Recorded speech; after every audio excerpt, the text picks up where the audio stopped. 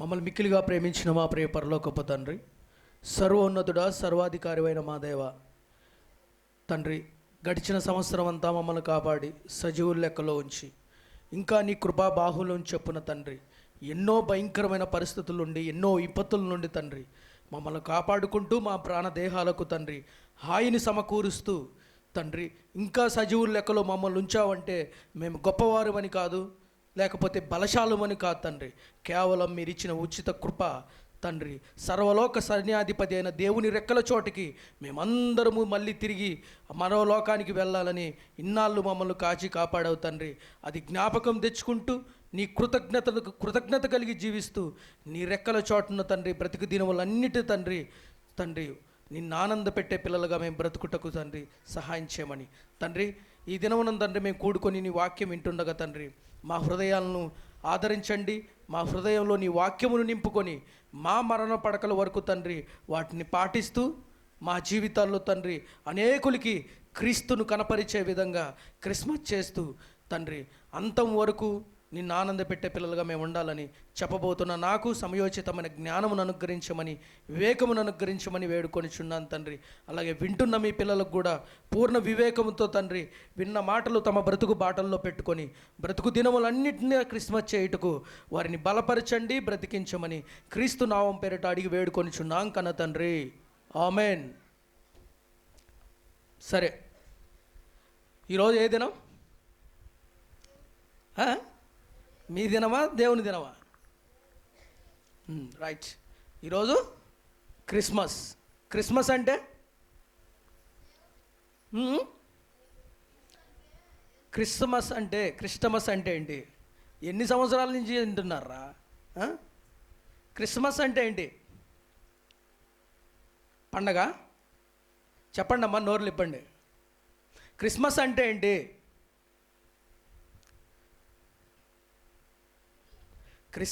Christmas అంటే క్రీస్తును ఆరాధించండి అని అర్థం. క్రిస్మస్ అంటే క్రీస్తును ఆరాధించండి అని అర్థం. క్రీస్తును ఆరాధించడం అంటే కేవలం డిసెంబర్ 25వ తారీఖున మాత్రమే క్రీస్తును ఆరాధించమని కాదు. క్రీస్తును ఆరాధించండి అని ఎందుకు చెప్పాడంటే ఆయన బ్రతుకు బాటల్లో తన దైవత్వాన్ని, తన శక్తిని, తన ప్రేమతత్వాన్ని, తన దయను సమస్తము మానవాళి కొరకు సమర్పించాడు. కాబట్టి జీసస్ని ఇంకా నన్ను ఫాలో కాండి, నన్ను వెంబడించండి, నన్ను ఆరాధించండి అని చెప్పాడు. ఎందుకు చెప్పాడు?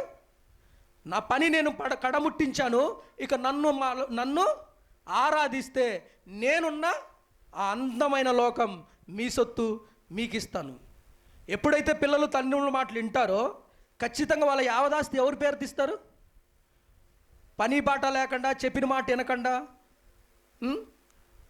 తల్లిదండ్రుల పైన గొడవ పడుతూ, తల్లిదండ్రులను హేళన చేస్తూ, సమాజంలో తల్లిదండ్రుల యొక్క బ్రతుకును బట్టబయలు చేసి ఎందుకు పుట్టారా అని అనిపించే వాళ్ళకి ఆస్తిని పంచుతారా? తల్లిదండ్రులు పంచరు. ఎందుకంటే వాడు సరైనవాడు కాడు కనుక. ఎవరికి ఆస్తిని పంచుతారు? ఎవరైతే చెప్పిన మాట వింటారో, ఎవరైతే తల్లిదండ్రుల గౌరవాన్ని ఇస్తూ వారికి ఉన్నతంగా సేవలు అందిస్తారో ఖచ్చితంగా వారికి తమ ఆస్తిని అంతా ఏం చేస్తారు? తన పేరిట రాయిస్తారు. లేకపోతే ఇంక పుట్టిన ప్రతి ఒక్కడు ఎవడు వినలేదనుకో, ఈ దరిద్రులకి ఇచ్చే బదులు ఈ అనాథ పిల్లలకి ఇస్తే సరిపోతుందని ఆస్తిని తమ పేరు రాస్తారు. సో అలాగే పరలోకమందున్న దేవుడు, సర్వాధికారమైన దేవుడు సర్వాన్ని విడిచిపెట్టి భూమికి దిగి వచ్చాడు. అందుకనే ఈరోజు క్రిస్మస్. ఆయన పుట్టుకలో క్రిస్మస్ చేయలేదు. ఆయన 33.5 సంవత్సరం అంతా క్రిస్మస్ చేశాడు. దేవుణ్ణి ఆరాధిస్తూ దైవ స్వభావాన్ని కలిగి జీవించాడు కాబట్టే క్రిస్మస్ చేయమని చెప్పాడు. క్రిస్మస్ చేయమని ఎక్కడ చెప్పలే. అంటే ఈ పండగ వాతావరణం చేయలే. క్రిస్మస్ చేయాలి. ఎప్పుడు చేయాలి? అనుక్షణం చేయాలి, ప్రతి క్షణం చేయాలి. సర్వలోకాన్ని వదిలిపెట్టి ఎక్కడికి వచ్చాడు? భూమికి దిగి వచ్చాడు. అందుకనే ఈరోజు మనము ఆ రక్షకుడు మన కొరకు తన రక్తార్పణ అర్పించి మనందరి కొరకు, మనల్ని విమోచించుట కొరకు తన రక్తాన్ని ఒలికించి మనందరికి ఏమిచ్చాడు? పాప క్షమాపణ. అందుకని ఈరోజు క్రీస్తును మళ్ళీ మనం ఏం చేస్తున్నాం? జ్ఞాపకం చేసుకుంటూ పడిపోయిన మన జీవితాలను, పాడైపోయిన మన జీవితాలను మళ్ళీ తిరిగి కట్టుకోవడానికి ఈరోజు సంఘంగా మనం ఏం చేసాం? పురుకొల్పడానికి ఇక్కడికి వచ్చాం. ఇప్పటి వరకు మనకు క్రిస్మస్ అంటే అర్థం కాలేదంటే ఎలా ఉన్నాం మనం? క్రీస్తు మనల్ని బట్టి అంగీకరించే విధమైన జీవితాలు మనకు లేవు అని అర్థం. రైట్? అర్థమవుతుందా? సో సర్వలోకాన్ని ఏలే ఒక పరిశుద్ధుడు ఈ భూమి మీదకి దిగి వచ్చిన రోజు, ఆయన దిగి వచ్చి ఏదో ఒక్కరోజు చేసిన ప్రయాస కాదు. ఒక తల్లి 9 మాసాలు మోస్తుంది బిడ్డను, అంటే 9 నెలలు మోస్తేనే ఆ గర్భఫలం నుండి ఆ బిడ్డను మోసి ఎన్నో ఆ ప్రసవ వేదనను భరించి బిడ్డకు జన్మిస్తే ఒకప్పుడు ఆ తల్లి ఏమవుతుంది? బిడ్డకు తల్లి అవుతుంది. అలాగే క్రీస్తు కూడా 33 సంవత్సరాలు ఈ భూమి మీద మానవాళి యొక్క విమోచన కొరకు ప్రసవ వేదన పడ్డాడు. ప్రసవ వేదన పడి తన ప్రాణం త్యాగం చేసి ఈ భూమి మీద నుండి తిరిగి మరణించి తిరిగి అవరోహణమై పరలోకం వెళ్ళిపోయాడు. అది క్రిస్మస్ అంటే మనం అనుకుంటాం పండగ వాతావరణం అనుకుంటాం, కానీ క్రిస్మస్ అంటే అది కాదు. క్రీస్తును ఆరాధించడం అంటే మామూలు విషయం కాదు, సాదాసీదా విషయం కాదు. ఏదో సంవత్సరానికి ఒకసారి కొత్త బట్టలు వేసేసుకొని ఇంటికి సున్నం కొట్టుకునేది ఇది కాదు క్రిస్మస్ అంటే. క్రిస్మస్ అంటే ప్రతి క్షణం ఎవరినైతే నువ్వు ఆరాధిస్తున్నావో ఆయన కొరకు అశువులు బాపాలి, ఆయన కొరకు కష్టాలు పడాలి. నేను క్రీస్తును ఆరాధిస్తున్నావు అంటే కన్నీటి వేదన ఉంటుంది, కష్టాలు ఉంటాయి, వ్యాధులు ఉంటాయి, బాధలు ఉంటాయి, మహారోదన. క్రిస్మస్ అంటే క్రీస్తును ఆరాధిస్తున్నానంటే ఒక సంవత్సరానికి ఒకసారి అంటే అది వేస్ట్. కానీ నిజంగా మన బ్రతుకుల్లో క్రీస్తు ఉంటే, నిజంగా మన బ్రతుకుల్లో క్రీస్తును ఆరాధిస్తుంటే ఈ యుగ సంబంధమైన దేవత మన కుటుంబాలతో మామూలుగా ఆడుకోడు. ఎక్కడి నుంచో శత్రువులను మన పైన మోకగా ఏం చేస్తాడు? దండయాత్రలు చేస్తాడు. కుటుంబంలో క్షేమాన్ని వాడు ఉంచడు. రకరకాల రోదనలు, వ్యాధులు, లోకమంతా ఒక పక్క సంతోషంగా ఆనందంగా ఉంటే మన కుటుంబంలో మాత్రం కన్నీరు, వేదన, అప్పులు, రోగాలు, బాధలు అన్నీ మనం ఏం చేస్తుంటాయి? బాధిస్తుంటాయి. క్రీస్తును ఆరాధించడం అంటే అలాంటి కష్టతరమైన వాతావరణంలోకి మన బ్రతుకులు ఉంటాయి. మనం మామూలుగా క్రిస్మస్ ఒకరోజు ఇక్కడ చర్చిలోకి వస్తే కొత్త బట్టలు వేసుకుంటే అది ఏ బాధ ఉండదు, ఏ నొప్పి ఉండదు. లోకంలో అందరూ బతికినట్టు నువ్వు కూడా బతుకుతావు అంతే. కానీ క్రీస్తును ఆరాధిస్తున్నామంటే ఎలా ఉంటుంది? కన్నీటి రోదన, వేదన ఇవన్నీ ఉంటేనే. ఎప్పటి వరకు? క్రీస్తు తన పుట్టిన నుండి చనిపోయేంత వరకు ఏనాడు ఆయన సంతోషకరమైన జీవితాన్ని జీవించలేదు. తన విమోచన కొరకు లోకంలో వచ్చే అలజడులు, లోకంలో వచ్చే బాధలు, లోకంలో వచ్చే కష్టాలు, అన్నిటినీ ఎదుర్కొని మరణం పరగడ వరకు తన జీవితాన్ని మానవాడి కోసం, మానవ విమోచన కొరకు ప్రాణత్యాగం చేసి తర్వాత మనందరికీ రక్షణ ఇచ్చాడు. అందుకనే ఆయన్ను ఆరాధించమని, క్రిస్మస్ పేరును ఆరాధించమని క్రీస్తు మనకేం చెప్తున్నాడు. ఇకపైన ఒకవేళ ఇంతకు ముందుగా ఆరాధన ఎలా జరిగిందో తెలీదు, ఈ రోజు నుండి ఈ వాక్యం వింటున్న మనం కూడా ఎంతవరకు ఆరాధించాలి? మనం మరణ పడకల వరకు, మనం చచ్చిపోయేంత వరకు ఆరాధిస్తేనే దేవుడికి దేవుణ్ణి ఆనంద పెట్టిన వాళ్ళకి ఏమొస్తుంది? ఆయన ఉన్న ఆ పరలోకాన్ని మన చేతుల్లో ఇస్తాడు. బలా మంచి దాసుడా, ఈ భూమి మీద ఉన్నంత వరకు ఏం చేసావు? నా కొరకు క్రిస్మస్ వస్తలకి స్టార్ కట్టేసి నువ్వేమో సారాయి కొట్లోకి వెళ్ళిపోయి పీకల్లాగా తాగావు నాయనా, రా బలా మంచి దాసుడు అన్నాడు. సో ఎలా ఆరాధించాలి? బ్రతికిన దినములన్నీ ప్రతి క్షణము క్రీస్తుని ఆరాధించాలి. ఒకసారి క్రీస్తు ఎలా ఆరాధించాడో ఈ భూమి మీద, పుట్టిన దినం నుండి చచ్చిపోయేంత వరకు ఎలా ఆరాధించాడో ఒకసారి హెబ్రీయులకు రాసిన పత్రిక 5వ అధ్యాయం 7వ వచనం చూడండి. ఆయన ఏ విధంగా ఈ భూమి మీద ప్రయాసపడ్డాడో మానవ విమోచన కొరకు ఒకసారి మనకు అర్థమవుతుంది. హెబ్రీయులకు రాసిన పత్రిక గ్రంథకర్త రాస్తూ క్రీస్తు ఏ విధంగా శ్రమ పడ్డాడో ఒకసారి చూద్దాం. హెబ్రీయులకు రాసిన పత్రిక 5వ అధ్యాయం 7వ వచనం. శరీరధారి అయిన దినములలో మహారోదనతోనూ కన్నీళ్లతోనూ తన్ను మరణం నుండి రక్షింపబడేవాడికి ప్రార్థనలు, యాచనలు సమర్పించి భయభక్తులు కలిగి ఉన్నందున ఆయన ఓకే చాలు. శరీరాధారమైన దినములు ఎలా ఉన్నాడంట? మహారోదన ఉందా మనకు? మన భక్తి జీవితంలో మహారోదన ఉందా? ఆ రోదన ఉంటేనే నువ్వు క్రీస్తు నీలో ఆరాధింపబడుతున్నాడు అని అర్థం.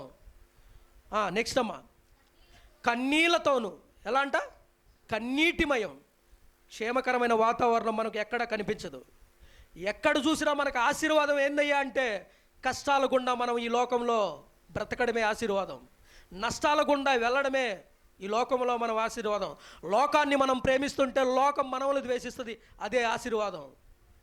లోకం కొరకు నువ్వు ప్రాణం పెట్టడానికి తెగిస్తున్నప్పుడు లోకం నీ మీద పగబడుతుంది, నీ ప్రాణాలు తీయాలనుకుంటుంది, అదే అసలైన ఆశీర్వాదం. లోక సంబంధంలో అనుకుంటున్న, ఈ లోకంలో అనుకుంటున్న దొంగ బోధకులు చెప్పే ఆశీర్వాదాలు ఏంటంటే, నువ్వు క్రీస్తుని నమ్మితే నీకు భయంకరమైన ఆశీర్వాదాలు వస్తాయి. ఇవన్నీ తప్పుడు బోధలు. క్రీస్తుని బ్రతుకులు ఆరాధిస్తావో, క్రీస్తుని ఎప్పుడైతే నువ్వు ఆరాధిస్తావో ఈ లోకమంతా మనకు విరోధంగా అవుతుంది. అందుకనే నా నామమును బట్టి ఏం చేస్తారు? లోకమంతా మిమ్మల్ని ఏం చేస్తారు? ద్వేషింపబడుతుంది అని చెప్పాడు. ఇక్కడ మనకు ఆహ్లాదకరమైన వాతావరణం కనపరాదు. మహారోదనతోనూ కన్నీళ్లతోనూ మిగతా చదవమ్మా. తన్ను మరణం నుండి తప్పించే దేవుడికి ఏం చేశాడు? ప్రార్థనలు యాచనలు చేసి భయభక్తులు కలిగి ఉన్నందున ఆయన అంగీకరింపబడ్డాడు. ఇప్పుడు ఏం చేయాలి? మన జీవితంలో కన్నీడు ఉందా? మహారోదన ఉందా? అయితే నువ్వు ఖచ్చితంగా క్రీస్తుని ఆరాధిస్తున్నావు, అందులో నో డౌట్. అది లేదా, క్రీస్తు మన జీవితాల్లో లేడు, మన కుటుంబాల్లో లేడు. అలాంటి జీవితం బ్రతికితే మాత్రం అస్తవ్యర్థమే, అది వ్యర్థమే. మనం క్రీస్తును ఆరాధిస్తున్నాం అంటే ఏముండాలి? మన బ్రతుకులో మహారోదన ఉండాలి, కన్నీళ్ళు ఉండాలి. తనను మరణం నుండి తప్పించే దేవుడికి ఏం చేశాడు? ప్రార్థనలు యాచనలు. ఈరోజు మన బ్రతుకుల్లో ఉందా? మనం ఈరోజు ఈ లోకంలో ఏదో ఒక రోజు కన్ను మూస్తాం, అది పక్కా ఖాయం, అది అక్షర సత్యం. మరి ఈ లోకాన్ని విడిపెట్టడానికి, మనము ఈ లోకం నుండి పరలోకానికి దాటుకోవాలంటే ఏం చేయాలి? ప్రార్థనలు యాచనలు ఉంచి భయభక్తులు కలిగి ఉంటేనే అంగీకరింపబడతా. లేకపోతే ఎడంకాలి చెబుతుంది అన్నేస్తాడు.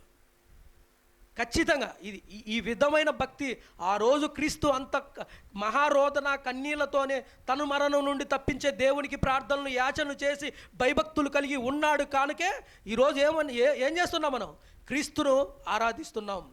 ఎందుకు? క్రీస్తుకు లోకంలో అందరికంటే ఇంత ఫాలోయింగ్ ఎందుకు? ప్రపంచ దేశాలను ఆయన ఎందుకు వెంబడిస్తున్నాయి? ప్రపంచ దేశాలన్నింటినీ ఆయన వైపు ఎందుకు చూస్తున్నాయి? పాపులలో బ్రతుకుతూ పవిత్రంగా బ్రతికాడు కనుకే, పరిశుద్ధమైన జీవితాన్ని బ్రతికాడు కనుకే మన మరణం నుండి మనందరినీ మరణ భయం నుండి మనం విడిపించాడు. కాబట్టి ఈరోజు మనం ఏం చేస్తున్నాం? క్రీస్తును ఆరాధించడానికి మనం ముందుకొచ్చాం. ఈరోజు క్రీస్తును అంగీకరించాం. బాప్తిసం పేరట ఎందుకు అంగీకరించాం క్రీస్తుని? బాప్తిసం తీసుకుంటున్నావంటే ఏంటి? ఫోటోలు తీసుకొని ఇంట్లో పెట్టుకొని, పలానా రోజు నేను బాప్తిజం తీసుకున్నాను, నేను క్రీస్తును సొంత రక్షకుడిగా అంగీకరించాను, ఇదిగో పలానా దైవ సేవకుడి చేత నేను ఫోటోలు తీసుకున్నాను, ఇవన్నీ గొప్పల కోసం కాదు.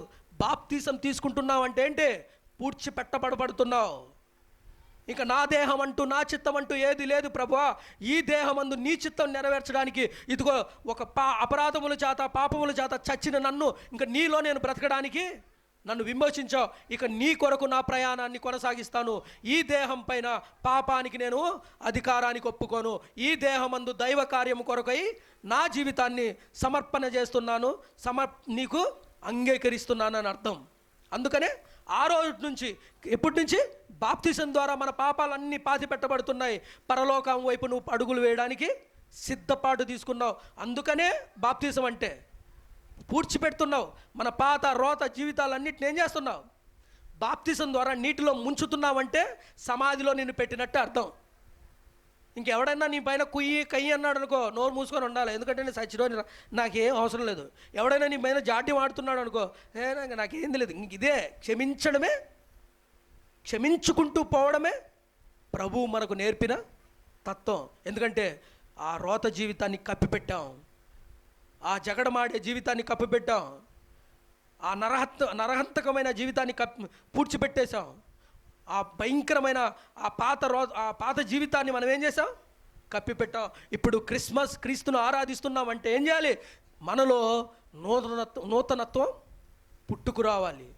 నూతనత్వం పుట్టుకొచ్చినప్పుడే మనం క్రీస్తును ఆరాధించే పిల్లలుగా, దైవత్వ లక్షణాలు కలిగి ఈ భూమి మీద జీవించినప్పుడే, అప్పుడే అసలైన క్రిస్మస్. ఎంతవరకు అది? ఎన్ని రోజులు? యేసుక్రీస్తు ప్రభు ఏం చేశాడు? మహారోదనతోనూ కన్నీటితోనూ తనను మనను నుండి తప్పించే దేవుడికి ప్రార్థనలు యాచనలు సర్పించి భయభక్తులు కలిగి ఉండటం వలన ఏం చేశాడు? అంగీకరింపబడ్డాడు. అందుకనే నన్ను ఫాలో అయ్యండి. అందుకని అపోస్తలుల పౌలు గారు చెప్తారు ఏమని? నేను క్రీస్తును పోలి నడుచుకున్నాను, మీరు కూడా నన్ను పోలి నడుచుకోండి. అటువంటి ధైర్యం, అటువంటి భక్తి మన దగ్గర ఉందా? ఉంటే మాత్రం ధన్యులే. చచ్చిన తర్వాత పరలోక సైన్యం మొత్తం మీకోసం ఏం చేస్తుంది? ఎదురు చూస్తుంది. ఎప్పుడెప్పుడు వస్తుంది భాగ్యమ్మ, ఎప్పుడెప్పుడు వస్తుంది లచ్చమ్మ అని చెప్పి. దేవదూతలు మనం చచ్చిపోయిన వెంటనే దేవదూతలు కనపడ్డాయనుకో, బ్రతికి బయటపడినట్టే. దేవదూత కనపరాలేదంటే నాశనమే, నిత్య నాశనమే. అందుకనే పరలోక సైన్యం ఏం చేస్తుంది? యెషయా గ్రంథం 6వ అధ్యాయం 2వ వచనంలో పరలోక సైన్యం అంతా ప్రభువుని ఏం చేస్తుంది? ఆరాధిస్తుంది. వెరీ గుడ్, ఆరాధిస్తుంది. ఎలా? యెహోవా పరిశుద్ధుడు, పరిశుద్ధుడు, పరిశుద్ధుడని ఆరాధిస్తుంది. మనకులాగా ఆదివారం ఒకసారో, లేకపోతే ఈస్టర్కో, లేకపోతే క్రిస్మస్ వచ్చుకో కాదు. నిత్యము గాన ప్రతిగానాలతో యెహోవా పరిశుద్ధుడు, పరిశుద్ధుడు అని దేవదూతలు ఏం చేస్తున్నాయి? ఆరాధింపబడుతుంది. సేమ్ అటువంటి ఆరాధన నా పిల్లల్లో కూడా ఉండాలి అని కోరుకున్నాడు దేవుడు. ఒకవేళ అటువంటి ఆరాధన మన బ్రతుకులో ఉంటేనే ఈ మనం మనం మనం దినం పెట్టే రోజు ఖచ్చితంగా ప్రభు యొక్క ఎక్కడుంటాం? ప్రభు ఉన్న పరలోకంలో నివసిస్తాం. లేదు మనం ఇంతే కేవలం క్రీస్తును పైకి పేరుకు మాత్రమే నమ్ముకుంటాను, క్రీస్తును ఊరికే మీరు ఏం దేవుని నమ్ముకున్నారంటే ఏదో పలానా దేవుని నమ్ముకుంటాం అని చెప్పుకోవడం మనకు మాత్రమైతే ఆయన్ను అది వ్యర్థమే. మీరు ఆరాధించిన ఆరాధన వ్యర్థమే, ఆయనకి చల్లదు అది. పైన నామకార్థమైన భక్తి జీవించాడు కాబట్టి ఇస్కరియోతు యూద పెకిలింపబడ్డాడు. చెట్టుకు ఆకాశానికి మధ్యన వేలాడి పొట్ట పిగిలి చచ్చాడు. ఎందుకొడుకు? పొట్టకూటి కోసమే యేసుక్రీస్తు ప్రభువుని వెంబడించాడు. అందుకనే పతనం మామూలుగా లేదు. ఒకవేళ ఈ భూమి మీద ఏదో కలిసి వస్తుంది, ఏదో అది కావాలి ఇది కావాలని ఒకవేళ మనము క్రీస్తుని వెంబడిస్తున్నట్లయితే అది చల్లదు. క్రీస్తుని వెంబడించాలి. మరణం పడకల వరకు కన్నీటితోనూ రోదనతోనూ నీ కొరకు నేను ఉంటానయ్యా. మరణం నుండి విడిపింపబడాలంటే ఏం చేయాలి? కన్నీరు రోదన మన బ్రతుకులో ఉండి భయభక్తులు కలిగి ఉన్నాడు కాబట్టి ఆయన విడిపింపబడ్డాడు. ఒకవేళ మనం కూడా అటువంటి భయభక్తులు కలిగి జీవిస్తేనే మనం కూడా మరణం నుండి విడిపింపబడతాం. లేదంటే చచ్చి పాతాళమైన అగ్నిగుండానికి మన ఆత్మలు బయలుపడతాయి. అక్కడి నుంచి ఎన్ని రోదనలు చేసినా, ఎన్ని వేదనలు చేసినా, ఎన్ని కన్నీటి బొట్టులు కార్చినా అక్కడి నుండి బయటకు వచ్చేదానికి లేదు. అందుకనే మనకు మనకు ప్రతి ఆదివారం పూట మనకు ఎందుకు వాక్య పరిచయం ఎందుకు చేస్తున్న దేవుడు? మనల్ని వెలిగించడానికి, మనల్ని బ్రతికించడానికి, పాప సంబంధమైన ఈ లోకంలో ఉండి బయటపట్టడానికి ఆయన ఏం చేస్తున్నాడు? ప్రతినిత్యం ఆయన వాక్యం ద్వారా మనల్ని ఏం చేస్తున్నాడు? కడుతున్నాడు. క్రీస్తు రాజ్యంలో ఒక చక్కటి ఒలివు మొక్కలే మనల్ని కట్టి పరలోకానికి నడిపించడానికే మనకి ఇంత గొప్ప వాక్యం ఇచ్చాడు. ప్రపంచ 6 నేల మీద ఏ ప్రజలకు లేని గొప్ప ధన్యత మనకిచ్చాడు.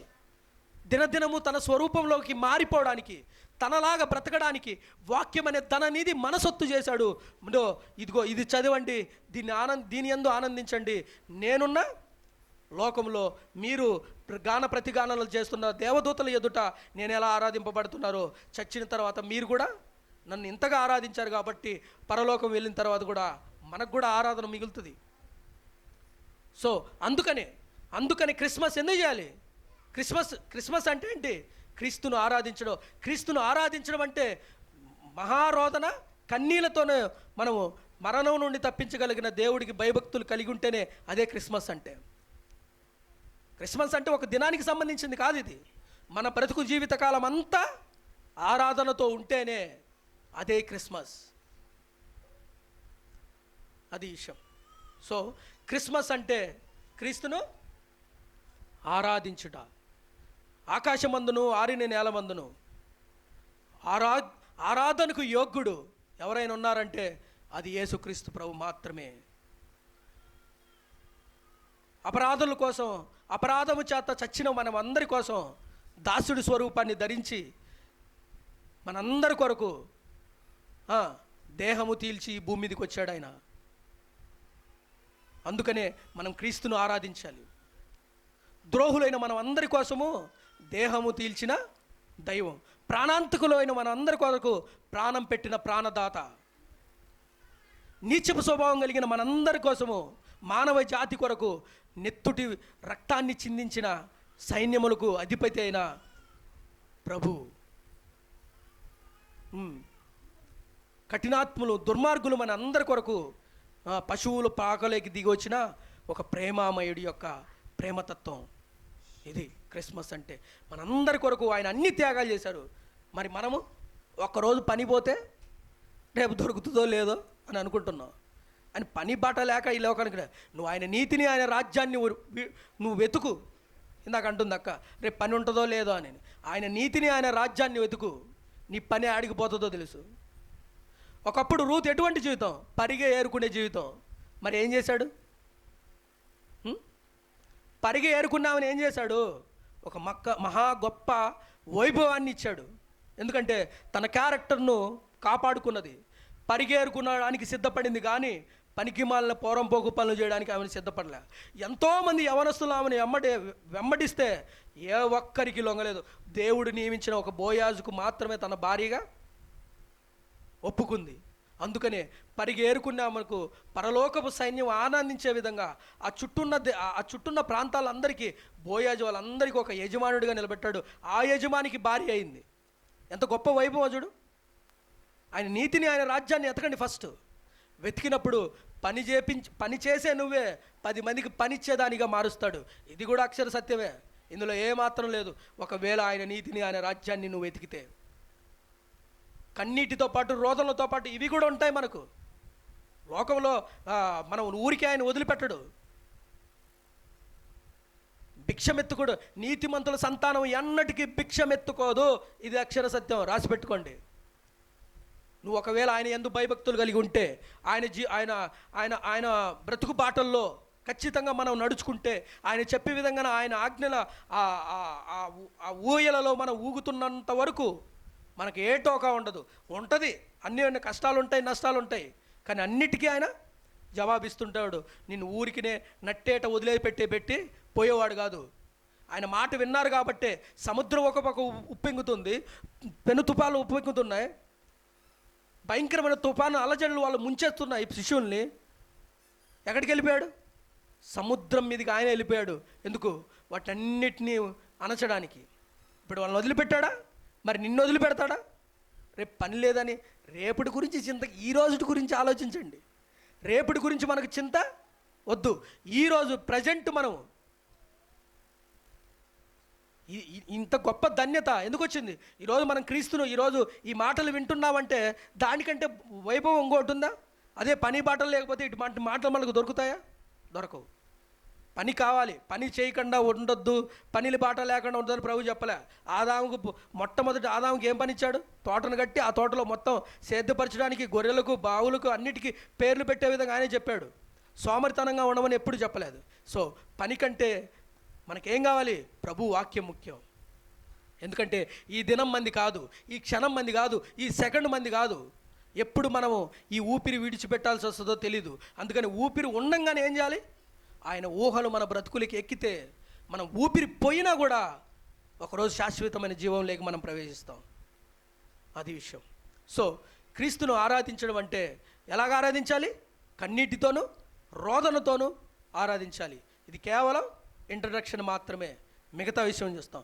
ఇదే బైబిల్ చరిత్రలో క్రీస్తును పూజించాలని కూడా 2 వ్యక్తులు వచ్చేసారు. తీద్దాం ఒకసారి, చూద్దాం. మత్తయి సువార్త 2వ అధ్యాయం 1వ వచనం. మత్తయి సువార్త ఒకరేమో పూజించారు, ఒకరేమో పూజించామని చెప్పుతూ అబద్ధాలు చెప్పారు. అందుకని వారి అంతం చాలా భయంకరమైపోయింది.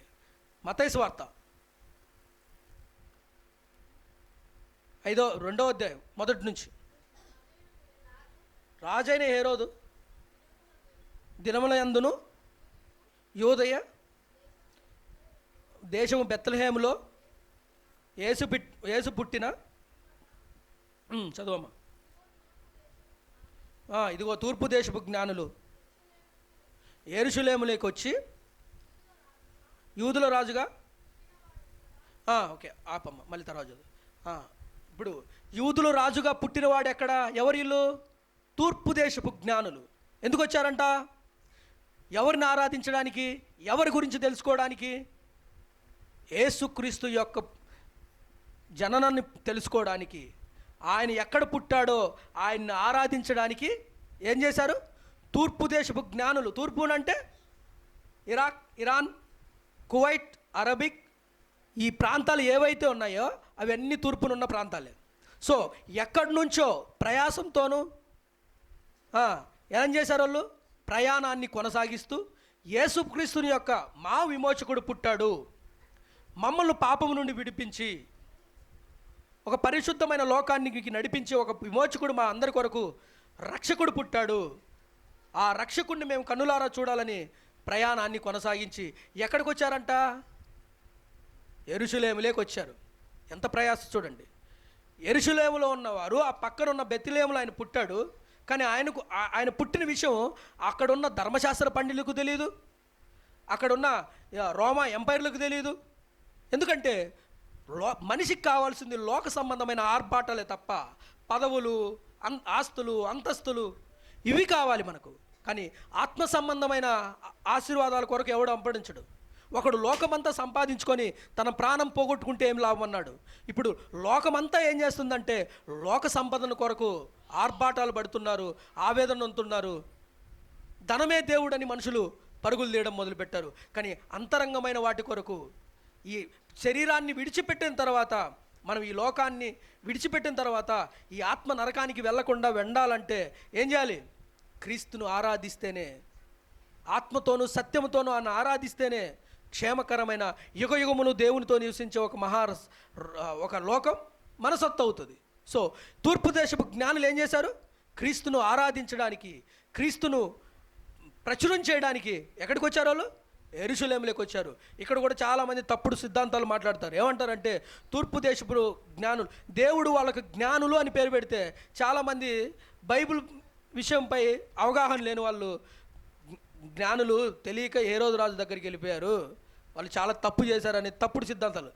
కాదు, జ్ఞానులను ఎందుకు నడిపించాడు అక్కడంటే, తూర్పు దేశపు జ్ఞానులు ఎందుకు దేవుడు నడిపించాడంటే ఈ రాజుకు చెప్పాలి. ఎవరు?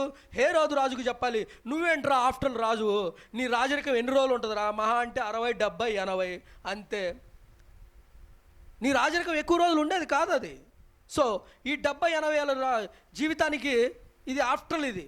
సో ఒక రాజు పుట్టాడు, పాపులు రక్షించే ఒక రాజు పుట్టాడు. ఆ రాజును మనం ఏం చేయాలి? మన గుండెల్లో ఆరాధించాలి. అందుకని మొట్టమొదట ఆ సందేశం ఎవరి దగ్గరికి వెళ్ళిపోయింది? ఆ రాజు దగ్గర. ఇప్పుడు ఆ రాజు తెలుసుకొని ఏం చేయాలి? ఆయన్ని ఆరాధించాలనా? తెలుసుకున్నప్పుడు ఏం చేయాలి? పూజించాలనా లేదా? ఇప్పుడు మన దగ్గరికి ఏదో ఒక పలాని కొట్లో మంచి చీరలు అమ్ముతున్నా తక్కువ ధరలు అన్నప్పుడు ఏం చేస్తాం? మనం ఏం చేస్తాం? ఎక్కబడిపోతాం, వాటిని కొనుక్కుంటాం. సో ఇప్పుడు పాపుల విమోచకుడు, మనుషుల్ని విమోచన జరిగించే ఒక మహా సర్వలోక సైన్యాధిపతి ఈ భూమి మీదకి వచ్చాడు. ఆయన మరి మన ఆత్మల రక్షకుడు. ఆయన ఆ రక్షకుడు యందు మనం ఆనందిస్తేనే మనకు సంతోషం అని ఇప్పుడు హేరోదు రాజు కూడా ఏం చేయాలి? పూజించాలి. సో పూజించకుండా ఏం చేశాడు? ఇంకా మిగతా చదవమ్మ. హేరోదు రాజు ఈ సంగతి విన్నప్పుడు అతడును అతన్ని కూడా యెరూషలేము వారందరూ కలవరపడ్డారు. ఏం పడ్డారంట? కలవరపడ్డారంట. ఆ వార్త విన్నప్పుడు భౌతికమైన శరీర సంబంధమైన ఆలోచనలు ఇలాగ ఉంటాయి. హేరోదు రాజుకు ఎందుకు ఆ కలవరం పుట్టింది? నా రాజరికం, ఈ లోక సంబంధమైన రాజరికం నాకు ఎక్కడ పోతుందో, నేను రాజుగా మళ్ళీ ఎక్కడ పోతానో అని చెప్పేసి ఏం చేశాడంట? అక్కడున్న యెరూషలేము ప్రజలు, అక్కడున్న హేరోదు రాజు, ఆ రోమా ఎంపైర్ అయిన హేరోదు, వీళ్ళందరూ ఏమైపోతున్నారంట? కలవరపడ్డం మొదలుపెట్టారంట. కలవరపడాలనా ఆయన ఆరాధించాలా? ఏమన్నా ఆయన ఆరాధించడానికి ఏమైనా డబ్బులు ఖర్చు పెట్టాలనా? ఏ లేదు కదా. కానీ ఈ హేరోదు రాజు ఏమైపోయాడంట? కలవరపడ్డాడు. కలవరపడుతూ ఏం చేశాడు? అక్కడ కిందికి చదవమ్మా. కాబట్టి రాజు ప్రధాన యాజకులను శాస్త్ర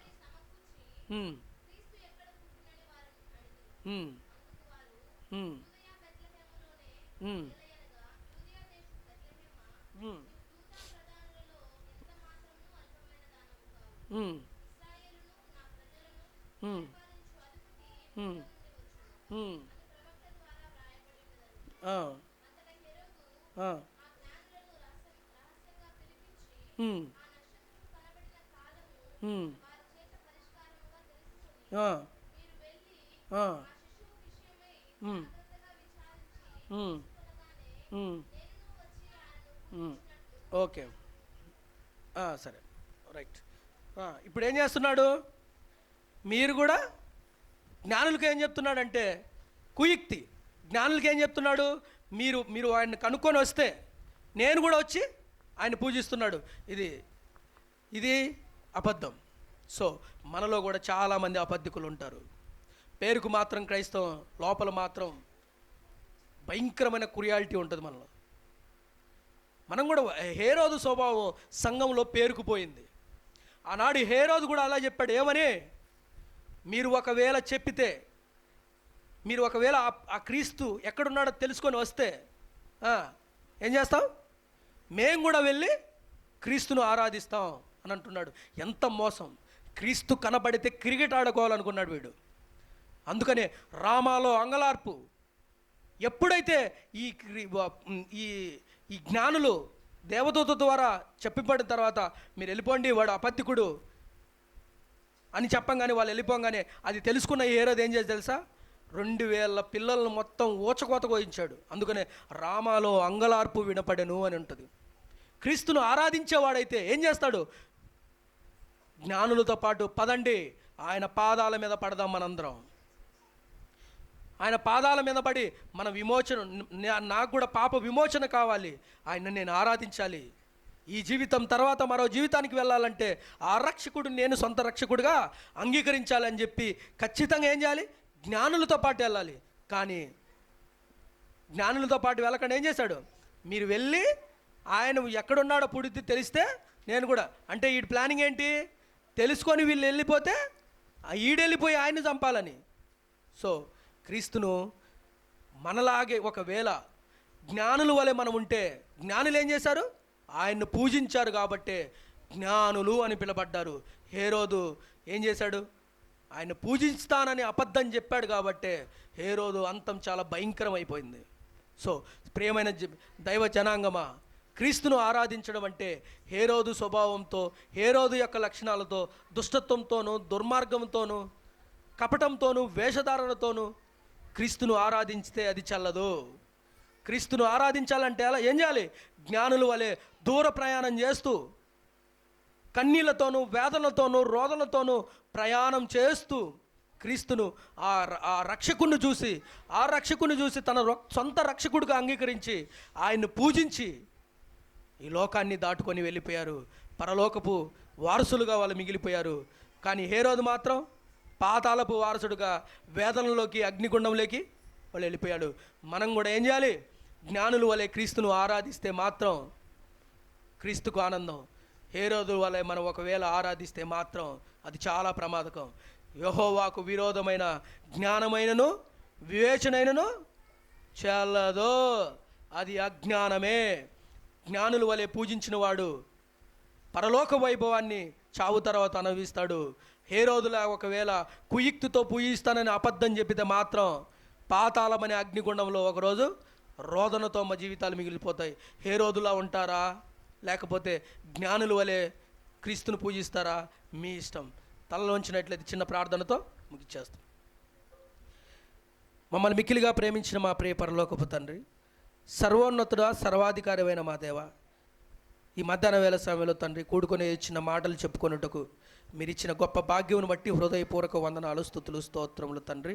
అలాగే కూడి వచ్చిన మీ పిల్లలందరినీ జ్ఞాపకం చేసుకొని తండ్రి, జ్ఞానుల వలె మిమ్మల్ని పూజించుటకు మాకు కూడా వివేకము జ్ఞానమును పుట్టించమని వేడుకొనిచున్నాం తండ్రి. హేరోదు స్వభావం మా యొద్ద నుండి తొలగించి తండ్రి, జ్ఞానుల స్వభావం మా అందరికి అనుగ్రహించి జ్ఞానుల వలె ఈ లోకాన్ని దాటుకొనుటకు మాకు సహాయం చేయమని, అలాగే ఎంతో ప్రయాసంతోనూ తండ్రి ఎన్నో వేదనలతోనూ ఉంటున్న మా పాస్టర్ శివాని కూడా మరి జ్ఞాపకం చేసుకోండి తండ్రి.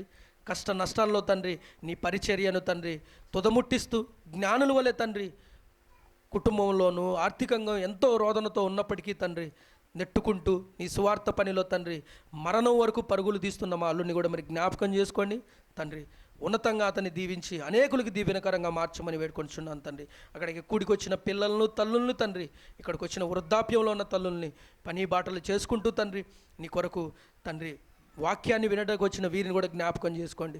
వారి జీవితాల్లో కూడా అత్యధికమైన తండ్రి ఉన్నతమైన స్థితిని కూడా నీ చిత్తమైతే వాళ్ళకు అనుగ్రహించి తండ్రి పటజాల దీవెనలతో మీరు మీ చిత్తమైతే ఆశీర్వదించమని క్రీస్తు నామం పేరిట అడిగి వేడుకొనిచున్నాం కన్న తండ్రి. ఆమేన్.